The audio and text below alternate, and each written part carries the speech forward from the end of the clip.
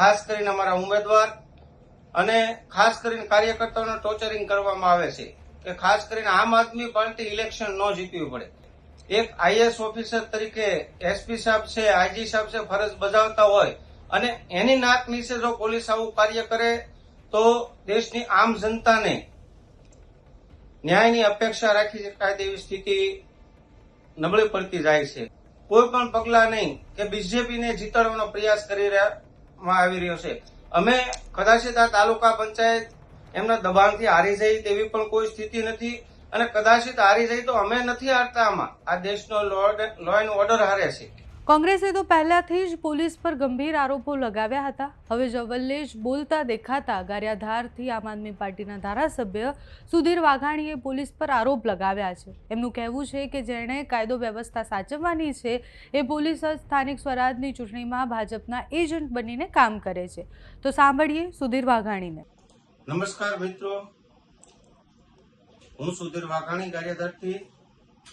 હાલ તાલુકા પંચાયત જિલ્લા પંચાયતના ચૂંટણીનું પર્વ જે દેશમાં મતદારોને સંવિધાનિક અધિકાર આપવામાં આવ્યો છે, તો જ્યારે હાલ અત્યારે ગારિયાધાર તાલુકા જિલ્લા પંચાયતની ચૂંટણી હાલી રહી છે ત્યારે દેશની લો એન્ડ ઓર્ડરની જવાબદારી હોય તેવી સર્વોચ્ચ સંસ્થા કે જે પોલીસ સારા ગુજરાત ભારત બનું રક્ષણ કરતી હોય છે અને લોકોને એના સંવિધાનિક અધિકાર આપવામાં સૌથી મોટો એનો ફાળો હોતો હોય છે. ત્યારે આજે મારે દુઃખ સાથે કહેવું પડે કે એવી સંસ્થા એક પોલિટિકલ પાર્ટીને આધીન થઈ ગઈ છે કે ગુલામ થઈ ગઈ છે એમ કહી શકો. આજે છેલ્લા 4 દિવસથી હું ગારિયાધારમાં જોઉં છું. તાલુકા પંચાયત અને જિલ્લા પંચાયતની ચૂંટણીમાં ખાસ કરીને અમારા ઉમેદવાર અને ખાસ કરીને કાર્યકર્તાઓને ટોર્ચરિંગ કરવામાં આવે છે કે ખાસ કરીને આમ આદમી પાર્ટી ઇલેક્શન ન જીતવી પડે. કદાચિત એમના આ પ્રયાસોથી ઇલેક્શન જીતી શકાય છે, પણ ભારતની આ સર્વોચ્ચ સંસ્થાની ગરિમા નીચી પડે છે. જ્યારે એક જિલ્લા લેવલે એક આઈએસ ઓફિસર તરીકે એસપી સાહેબ છે, આઈજી સાહેબ છે, ફરજ બજાવતા હોય અને એની નાક નીચે જો પોલીસ આવું કાર્ય કરે તો દેશની આમ જનતાને ન્યાયની અપેક્ષા રાખી શકાય તેવી સ્થિતિ નબળી પડતી જાય છે.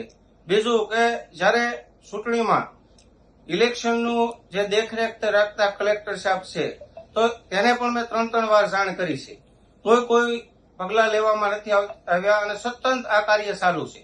એવું જ મેં એસપી સાહેબને પણ 3 વાર જાણ કરી છે, છતાં પણ કોઈ પણ પગલા નહીં કે બીજેપીને જીતાડવાનો પ્રયાસ કરવામાં આવી રહ્યો છે.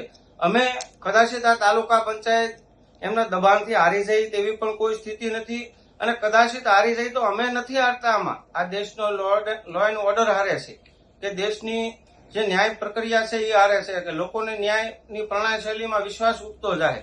એટલે ચૂંટણી પંચ અને પોલીસ સર્વોને મારો આગ્રહ છે કે વહેલાથી વહેલા આને ઠીક કરવાનો પ્રયાસ કરવામાં આવે, નકર દેશ માટે મોટો મેસેજ હશે. આભાર. જય હિન્દ. પોલીસ પર લાગતા આરોપ ગમે તેટલા ગંભીર હોય, જ્યાં સુધી સાબિતી સાથે આ વાત ચૂંટણી પંચ સમક્ષ નહીં મૂકવામાં આવે ત્યાં સુધી ઇલેક્શન કમિશન સ્વતઃ સંજ્ઞા લેશે એ અપેક્ષા હવે વ્યર્થ છે. તમારા વિસ્તારમાં ચૂંટણી દરમિયાન શું ખેલ જોવા મળી રહ્યા છે કોમેન્ટ્સમાં જરૂર જણાવજો. અત્યારે આ વિડીયોમાં બસ આટલું. જો તમે અમને યુટ્યુબ પર જોઈ રહ્યા હોય તો સબસ્ક્રાઇબ કરજો, ફેસબુક પર જોઈ રહ્યા હોય તો ફોલો કરજો, અમારા વિડીયોને લાઇક અને શેર કરજો.